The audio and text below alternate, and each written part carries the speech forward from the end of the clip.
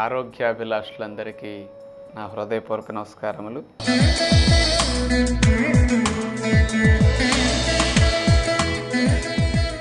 ఈరోజు మనం రోజుకి 2-3 సార్లు వెళితే బలం ఉండదా అనే విషయం తెలుసుకోబోతున్నాం.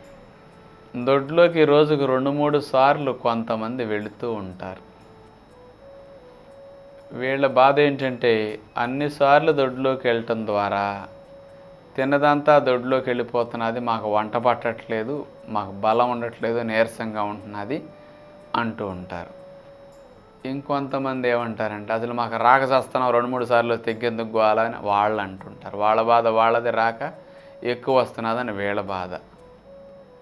ఈ రోజుల్లో అసలు మోషన్ గురించి కూడా ఎవరినైనా మీరు రోజుకి ఎన్నిసార్లు వెళ్తారండి అని అడగక్కర్లా. మీరు 2 రోజులకు ఒకసారి వెళ్తారండి అంటే కరెక్ట్గా చెప్తారు. 2 రోజులకు ఒకసారా, 3 రోజులకు ఒకసారా. 100కి 50 మంది ఈ రోజులు అట్లా వెళుతున్నారు. ఇక అమెరికా లాంటి దేశాల్లో అయితే 100కి 98 మంది 2 రోజులకు 3 రోజులకు వెళ్తుంటారు. మరి 2-3 సార్లు వెళితే బలం ఉండదు అనేది అసత్యము, ఇది సత్యం కాదు. అంటే 2-3 సార్లు వెళ్ళటం మనం చెడు ఎందుకు అనుకుంటున్నామంటే అందరూ ఒకసారో 2 రోజులకు ఒకసారి వెళుతున్నారు కాబట్టి వాళ్ళను చూసుకుంటూ కంపేర్ చేసుకుని ఇది ఎక్కువ వెళ్ళిపోతున్నది కాబట్టి అంత వెళితే తిన్నది వంట పట్టట్లేదని అనుకుంటారు కొంతమంది పెద్దల అవగాహన లేక. యథార్థంగా మలం గురించి తెలిస్తే మీరు ఎవరేం అనుకోరు. మలము అంటే పనికిరాని వ్యర్థము. మనము తిన్న ఆహారం పొట్టాప్రేగుల్లో అరిగిన తర్వాత అది రసముగా మారుతుంది. ఆ రససారాన్ని ప్రేగులు పీల్చుకుంటాయి. సారాన్ని పీల్చుకోగా ఉపయోగపడేది లోపలికి పోగా ఏదైతే లోపలికి వెళ్ళలేక ప్రేగుల్లో మిగిలిపోయాయో వాటిని పనికిరాని వేస్ట్ కింద మలం ప్రేగులో తోసేస్తుంది. ఈ మలం ప్రేగులోకి వచ్చిన దాన్ని మలము అంటాం, దాన్నే వ్యర్థము. దాన్ని దాచుకుంటే ఏమీ రాదు. ఉదాహరణకి కాఫీ పొడి నీళ్ళల్లో వేసి మరిగిస్తారు. మరిగేసరికి కాఫీ పొడిలో ఉన్న సారమంతా నీళ్ళల్లోకి వస్తుంది. ఆ నీళ్ళలోకి వచ్చిన సారాన్ని, ఆ డికాక్షన్ని మనకు కావాలి కాబట్టి వడకట్టి మనం తీసుకుంటాం. డికాక్షన్ లాంటి సారాన్ని తీసేసుకోగా కాఫీ పొడిలో ఇంకేం ఉండదు కాబట్టి ఆ కాఫీ పొడిని మనం చెత్త డబ్బాలో పడేస్తాం. అది మనం చేసేది. అలాగే పొయ్యి మీద నీళ్ళల్లో కాఫీ పొడేసి మంట పెట్టి మరిగించటం, అక్కడ మరగటం, పొట్టలో ప్రేగుల ఆహారాలు అరగటం, మరిగాక కాఫీ పొడిని వడకట్టి తీసేసి డికాక్షన్ మీరు తీసుకున్నారు. ప్రేగుల ఆహారం అరిగాక మన ప్రేగులు వడకట్టి సారాన్ని తీసేసుకుంటే డికాక్షన్ లాంటి దాన్ని, పనికిరాని వేస్ట్ని కాఫీ పొడిని మన చెత్త డబ్బాలో వేసాం. మరి మన చెత్త డబ్బా మలం ప్రేగు, ఇందులో పడేస్తుంది అనమాట. కానీ మలం ప్రేగులోకి వచ్చిన వేస్ట్ అనేది శరీరం నాకు అక్కర్లేదని వదిలేసింది. దాన్ని దాచుకుంటే ఏమొస్తుందండి మనకి? అందులో ఏమీ ఉపయోగపడే ఉండవు.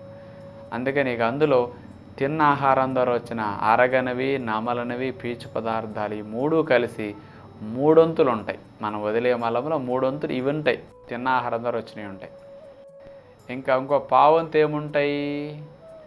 శరీరములో చనిపోయిన సూక్ష్మజీవులు వేస్ట్.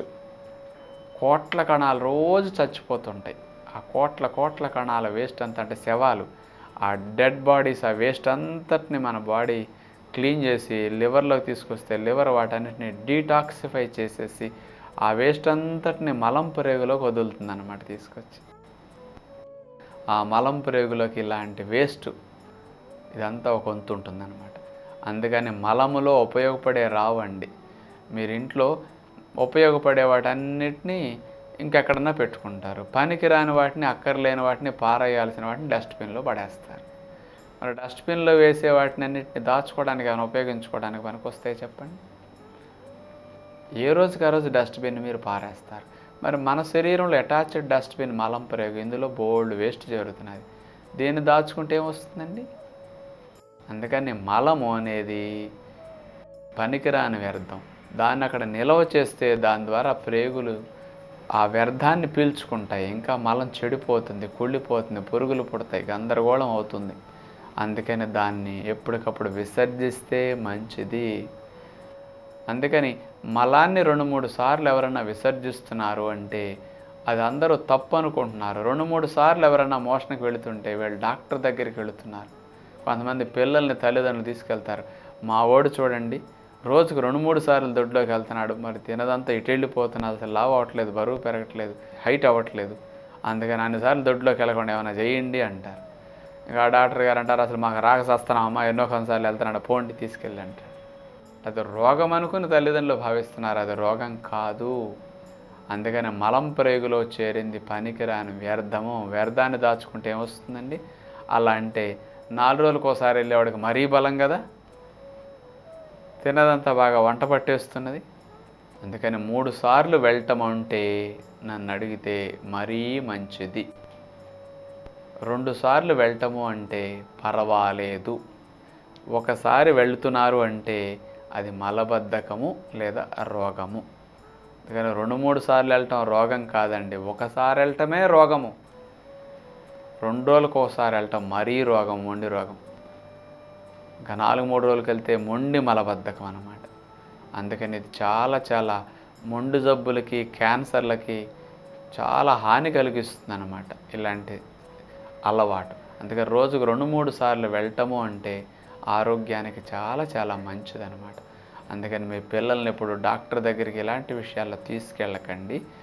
పిల్లలకు 2-3 సార్లు మోషన్ అయ్యేటట్టు మీరు అవగాహన కలిగించండి. అందుకని మన శరీరం ఉపయోగపడే సారాన్ని తీసేసుకుంది, పనికిరాని వేస్ట్ని మలం ప్రేగులో పెట్టింది. కాబట్టి ఈ మలాన్ని మనం దాస్తే ఏమీ రాదు, ఈ మలాన్ని విసర్జిస్తేనే లాభం తెలుసుకుంటే బాగుంటుంది. చూడండి, మనం ఇక్కడ ఏం చేస్తాం, డస్ట్బిన్లో పడ్డ వేస్ట్ని ఏ రోజుకు ఆ రోజు పారేసుకుంటాం, కడిగేసుకుంటాం, బోర్లిస్తాం. అట్లాగే ఇంట్లో నుంచి పనికిరాని వ్యర్థాలన్నింటినీ బయటకు పంపించడం కోసం డ్రైనేజీలో వదిలేస్తాం. మరి డ్రైనేజ్ వెళితే మంచిదా, ఆగితే మంచిదా చెప్పండి?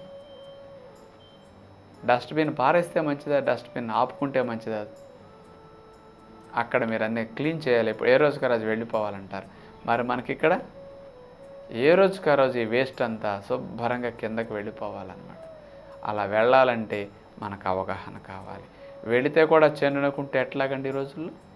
అందుకని ఇలాంటి అలవాటు తెలుసో తెలియకో తండ్రుల్లో తాతల్లో కొంతమందిలో ఉండి పిల్లల్ని భయపెడుతూ వెళ్లకుండా ఆపుకునేటట్టు చేస్తారన్నమాట. కొంతమంది మహానుభావులు రోజుకు 2-3 సార్లు వస్తుంటే అది చెడు అనుకుని ఆపుకుని ఇబ్బంది పడుతూ ఉంటారు. అది ఎప్పుడు చేయొద్దు. అది అదృష్టం రోజుకు 2-3 సార్లు వెళ్ళటం అంటే ఆరోగ్యానికి ఎంతో మంచిదన్నమాట. ఇలాంటి మంచి అలవాట్లు వెనక ఆరోగ్యం ఎంతో దాగి ఉన్నదని మనం తెలుసుకుని మనకి మన కుటుంబంలో ఇలాంటి మంచి విషయాలు అవగాహనతో ఉంటే ఆరోగ్యం మెరుగవటానికి చాలా మంచిది. కాబట్టి ఇలాంటి అలవాట్లను మనం చేసుకుందామని కోరుకుంటూ తదుపరి కార్యక్రమంలో మళ్ళా కలుసుకుందాం. అందరికీ సెలవు. నమస్కారం.